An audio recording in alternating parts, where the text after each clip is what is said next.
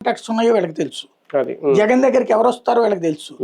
జగన్ ఎవరి దగ్గరికి వెళ్తాడో వీళ్ళకి తెలుసు. జగన్ ఎవరితో మాట్లాడుతుంటాడో వీళ్ళకి తెలుసు. వీళ్ళని విసిగించడం ద్వారానో, నవ్వుతా మాట్లాడడం ద్వారానో, బెదరేసి మాట్లాడడం ద్వారానో, లేదా వీళ్ళ ఫోన్లు లాక్కోవడం ద్వారానో, వీళ్ళ ల్యాప్టాప్లు తీసుకోవడం ద్వారానో, వీళ్ళ ఇళ్లలో వెరిఫికేషన్ ద్వారానో అట్లాంటి డీటెయిల్స్ అయ్యో పట్టుకుంటే అంటే డైరెక్ట్ గా వెళ్ళి నేను ఎంక్వైరీ చేస్తానంటే కుదురుద్ది.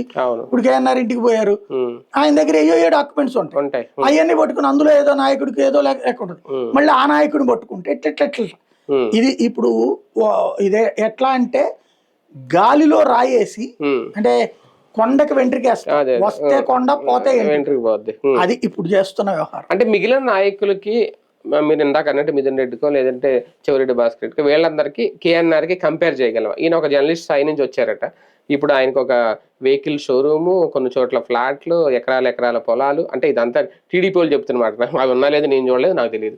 దానికి సంబంధించిన ఆస్తులు, ఇంట్లో కోట్ల రూపాయల క్యాష్, వాళ్ళ భార్య అకౌంట్లో కూడా 20-30 కోట్ల రూపాయల క్యాష్, ఇవన్నీ ఎలా వచ్చినాయి అనేది వీళ్ళు రేజ్ చేస్తున్న పాయింట్. ఖచ్చితంగా ప్రజల్లో ఇటువంటి చర్చ అయితే వస్తుంది, దీనికి సమాధానం చెప్పుకోవాలి ఖచ్చితంగా. అంటే బేసిక్ గా సమాధానం ఎవరికి చెప్తారు? వీళ్ళు ఇన్కమ్ ట్యాక్స్ వాళ్ళకి చెప్తారు. అవును, అకౌంట్ లో డబ్బులు ఉన్నాయంటే income tax pay, income tax లోకి ఆ డబ్బులు ఉన్నాయంటే తేడా ఉండుంటే వాళ్ళే అడుగుతారు కదా.